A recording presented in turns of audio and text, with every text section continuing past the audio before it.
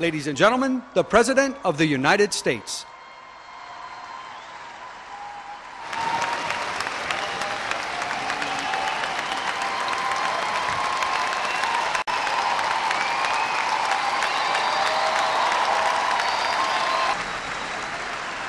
Thank you very much. Thank you very much. Please. Thank you. Thank you. America's commitment will not weaken. Indeed, none of us should tolerate these extremists. They have killed in many countries. They have killed people of different faiths, but more than any other, they have killed Muslims. Their actions are irreconcilable with the rights of human beings, the progress of nations, and with Islam. The Holy Quran teaches that whoever kills an innocent it is as if he has killed all mankind.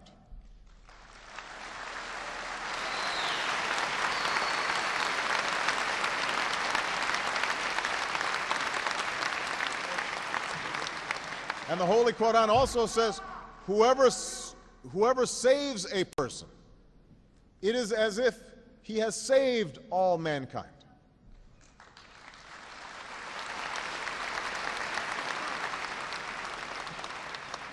The enduring faith of over 1 billion people is so much bigger than the narrow hatred of a few. Islam is not part of the problem in combating violent extremism. It is an important part of promoting peace.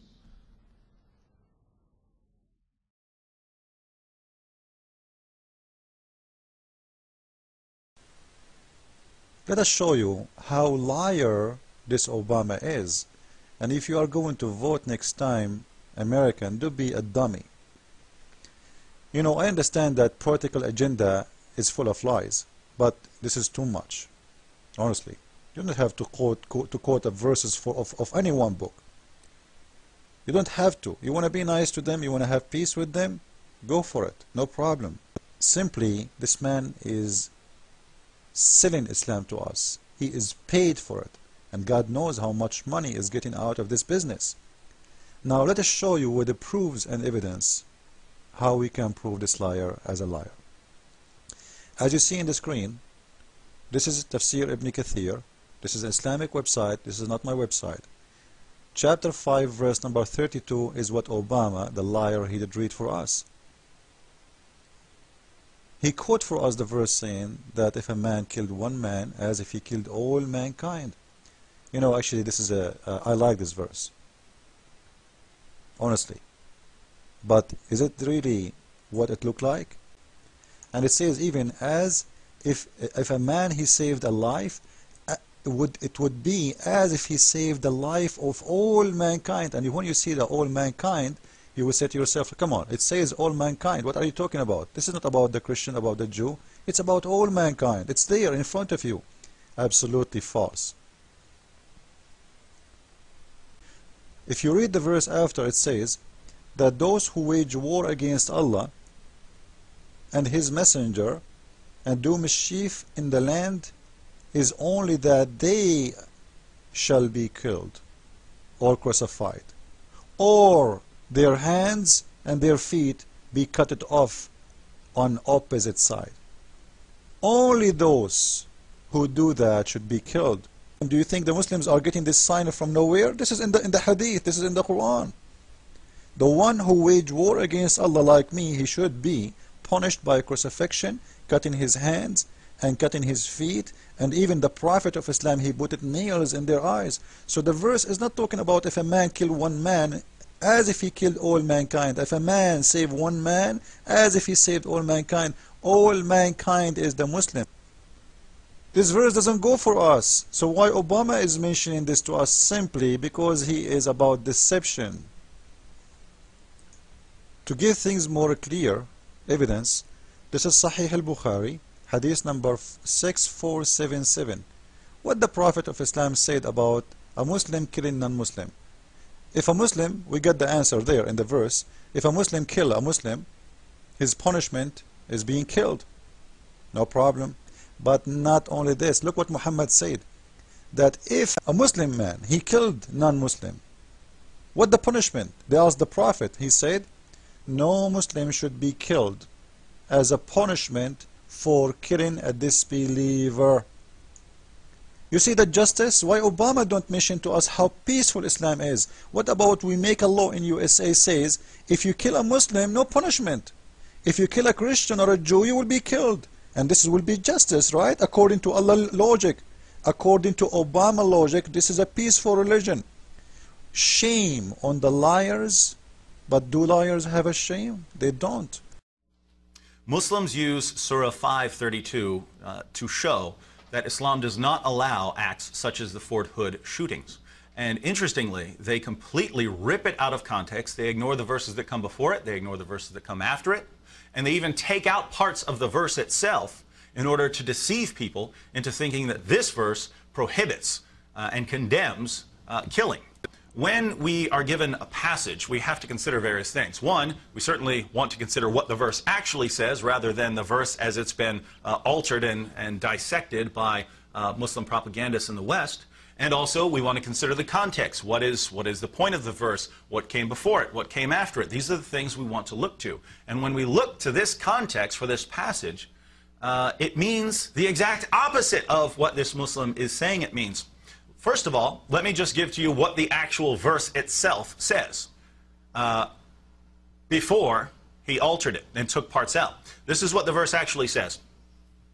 For this reason did we prescribe to the children of Israel.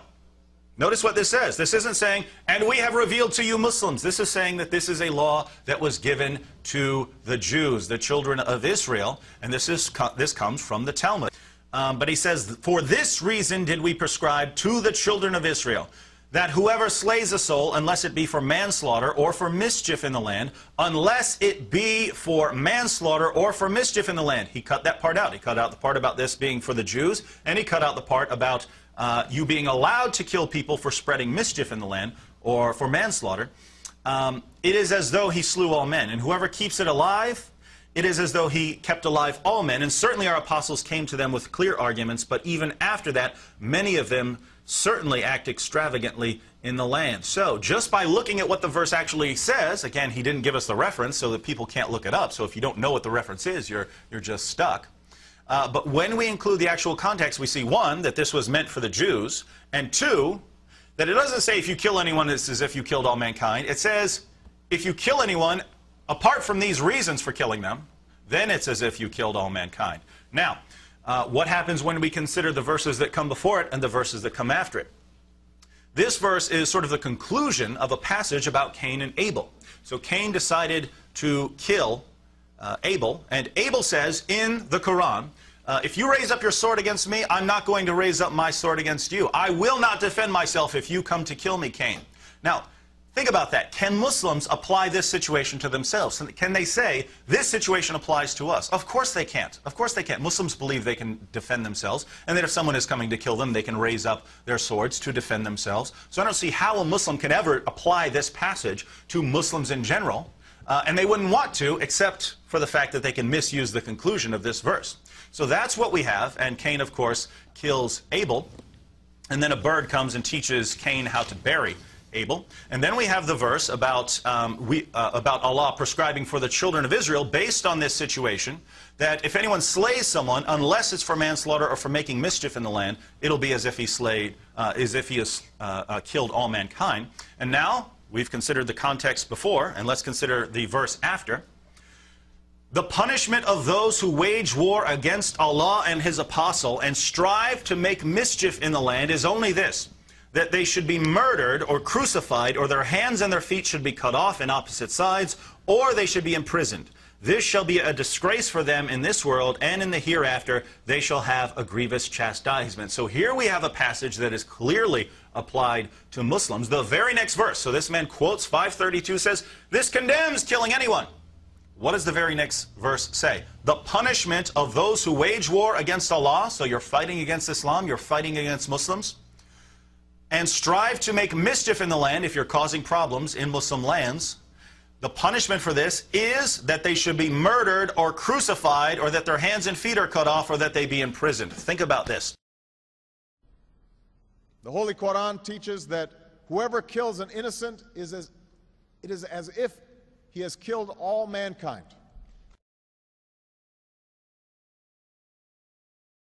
The very passage he's quoting specifically declares that a Muslim can kill these people. And Muslims twist it and make it sound as if this passage says that you can't. This is outright deception, and they get away with it not just in one-on-one conversations, but on the major media networks. And if you inform the media of this, if you call up CNN and say, let me tell you what this passage actually says, hey, read the entire verse, not how he misquoted it. Read the next verse and see what it says. Let's pull out the commentaries. Let's see what these passages mean. It's obvious what they mean. Of course this guy's misusing the passage. They will not care. It will not bother them that they are being used by Muslims to spread deception about Islam.